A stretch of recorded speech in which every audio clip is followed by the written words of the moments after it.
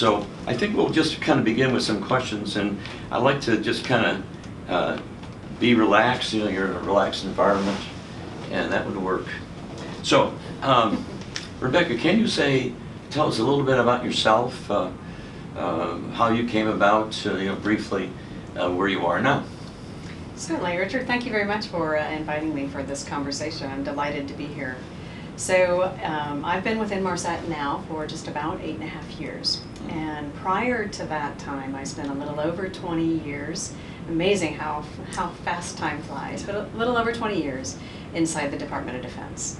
And while there, I started first as an electrical engineer, systems avionics design engineer, and then went from there into an experimental flight testing engineer role, which was very exciting. Flew any number of different aircraft platforms and enjoyed that.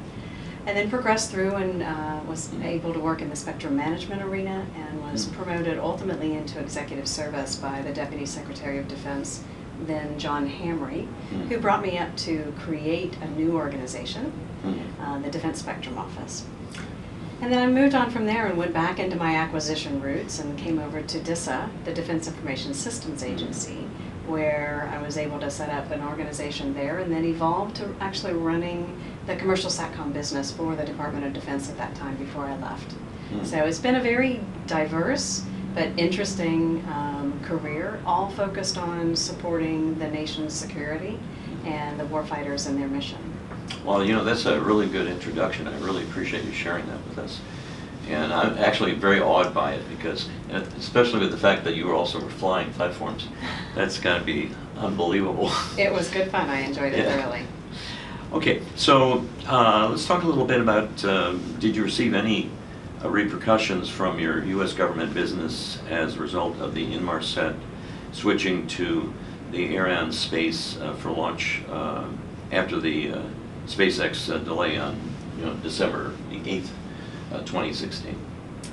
When we look at our access to space, of course, affordability is essential for us to evaluate, as well as ensuring that we can meet our timelines. So when we looked at different options, as we're focused on timely access to completion of our constellation, adding new capabilities, we'll make a choice based on our business requirements. And so that was a logical decision for us to make. It made good business sense. And there were no repercussions, simply because it was both a business deal and, of course, a timeliness opportunity for us. One of the most significant challenges for any space operator is that access to space, and the launch industry is very competitive and very strong in many ways, and yet, from an operator standpoint, we want to ensure that we have a safe ride to space and use the best operator at the time that can get us there in a timely fashion. Great. Of course, excellent insight for our subscribers as well. You recently, Rebecca, recently announced that satellite communications specialist Inmarsat and Satlink Satellite Communications are teaming up to provide communication services for vessels at sea. And I was kind of wondering if that also includes the U.S. Navy. So we actually have, through one of our retail partners, Inmarsat Government, recently were awarded the next generation of commercial SATCOM services for the Navy. So we will take not only the capabilities that they're enjoying today, but also provide them with the latest partnerships and technologies to meet their operational requirements. This could be one solution. If that meets the Navy's requirements, we'll explore that with our customers and make sure that we can exceed their expectations. I kind of wanted to address the needs of the warfighters, and I think you emphasized them, and that's kind of my space, if you will. Army, Marines, or even any of the Navy SEALs or Special Ops that carry a lot of equipment to deal with the various waveforms. And I won't talk about them, but how are you addressing these realities today in an era of ISIS, which is a reality, and regional wars in the Middle East and Eastern Ukraine? One of the great advantages of Inmarsat is we are a global satellite communication provider. So our capacity and our capabilities are anytime, any place, anywhere. And certainly with events that are happening in the Middle East or disaster response in the Ring of Fire, other areas anywhere in the world, Inmarsat services are available. So our warfighters that are enjoying those services in response to activities in the Middle East, they have highly dynamic and capable systems that they deploy with. Our services are reliable and trusted and available for them in that region, as well as anywhere else that they might deploy. It's one of the differentiators that Inmarsat offers because of our focus on mobility and the way we deploy our systems so that we have consistent coverage and predictable capabilities anywhere on the globe. Okay, excellent. Another question I have is Inmarsat contributing to the U.S. Army's needs for field radio connectivity? I think that was one of your sweet spots, correct? Inmarsat. Well, any type of disconnected communications for mobile users, and so the Army, of course, is one of our key customers, and we've developed a new capability, or reasonably new capability, that actually enhances the Army and then any dismounted soldiers' communication capability when they don't have access to UHF SATCOM or tactical SATCOM. It's a capability, we call it LTAC, which is Tactical Satellite Communications via L-band. And with a small applique, about the size of a soda can, the Army or any other user can actually use their existing antenna, their existing waveforms, their own crypto gear, and rather than leverage the congested or unavailable UHF SATCOM, using the applique, you can use the backhaul of L-band via Inmarsat using LTAC. So it's an affordable and a viable augmentation to their existing capability that gives them further reach and greater capacity. I think that's a real strong point, that you just made, and I think in light of realities of defense budgets and also in focusing on the military as we see coming up in 2017, so it's a really good point you made. I appreciate it. After all the commercial and military defense intrusions, we are now that cybersecurity is really paramount in defending our national security. What is the level of encryption being provided for the Navy's broadband needs? So the Navy, of course, encrypts their own data, as any of our users do, and all of our military in particular, but our commercial customers also go to long lengths to protect the efficacy of their data.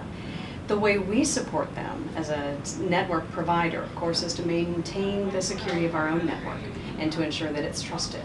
We use, for our own commanding of our constellation, NSA Type 1 encryption to ensure that we're the only entity that can command and control our satellites, that you can rely on them being controlled by a trusted, known operator. So then, of course, when the users encrypt their own data, it adds additional defense in depth. So it provides layers of protection and assurity, mission assurance to ensure that the data gets through from point A to point B. Sure. Okay, excellent. Well, again, thank you for giving some clarification on that as well. I thought it was well done. And his partnering with the Department of Defense in the last several years, considering 3 years of budget programs, budget cuts have been very difficult. What does the future look like now that the budgets has kind of gotten away from some of the programs have been now removed, which kind of will actually operate a little bit more fluid, I think, in a budget sense for the Department of Defense. We're very hopeful to see the awards that are coming out of the new administration in terms of emphasis in national security and a desire to address the budgetary challenges that our customers have experienced. We have been able to operate within those budgetary restrictions to ensure that the warfighter requirements are indeed met. It's fiscally constrained, but the operational requirements are still there. The challenge, of course, with commercial SATCOM is the vast majority remains outside of the appropriated budget and is funded through contingency funds.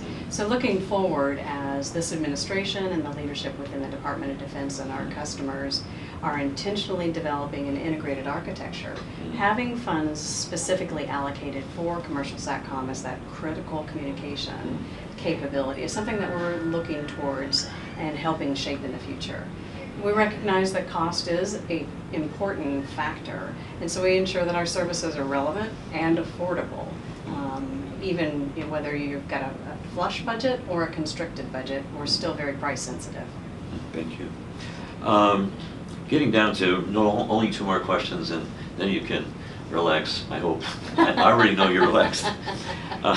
What would you like to see improved with the 2017 commercial satellite working relationships with the Department of Defense and government? I think based on your background, I think the industry should really appreciate, your experience, and also how you could bridge the gap, between the administration, I think, and the Department of Defense, no doubt about it. What we're really looking forward to in 2017 is furtherance of the relationship. We've seen significant movements in the leadership in place, particularly the uniformed leadership, with General Hyten at Strategic Command, General Raymond at Air Force Space Command, really emphasizing their space enterprise vision and the dependency on commercial SATCOM. Then reiterated by the Pentagon, the leadership therein, also emphasizing how important it is to engage with the commercial industry. In 2017, we're looking forward to actually having a meaningful exchange of information where it's a relationship of reciprocity, where we're contributing to the studies that will determine the architecture of the future, and we're getting feedback on some of the challenges that the government is experiencing to see where we can fit in and how we can do that meaningfully. So it's very exciting to see that go forward. We are hoping to get beyond just the discussion and get into those exchanges of information, and then the programs ultimately that will follow as a result. The commercial industry, and Inmarsat in particular, provides very compatible, interoperable, and relevant services to be able to augment military SATCOM today. And we are continuing to invest in our network, our security, our position, our capabilities, and our capacity with the government in mind so that we can continue to be that strong partner. When that comes in the shape of an integrated architecture and it's planned and strategically deployed with a strong partnership with industry, then not only does industry remain in its vibrant position, can continue to invest and compete, which is important for price control, but becomes more intentional and integrated into the architecture, and the warfighter wins as a result.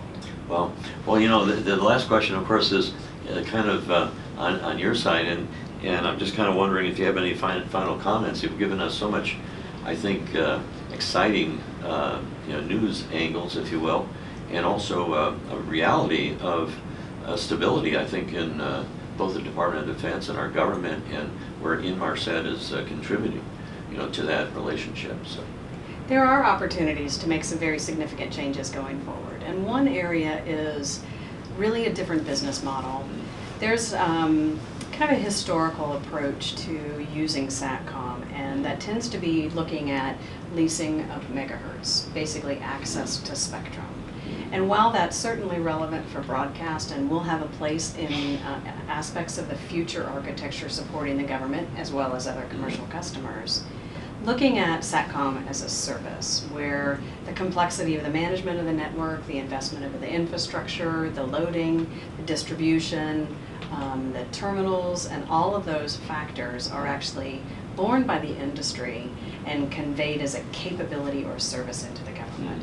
This is not dislike at all what's done in the telecommunications industry. So rather than actually, for instance, buying a piece or a portion of fiber in a different network, or perhaps a tower in a cellular network, you really, as a consumer, we buy a service. We know that we're going to be able to have so many megabits per month, we're going to have a certain rate that we're going to pay. It's very predictable, it's very scalable, it works very well for not only budgeting, but also has the ability to expand as our demands dictate. Applications change, needs and locations change.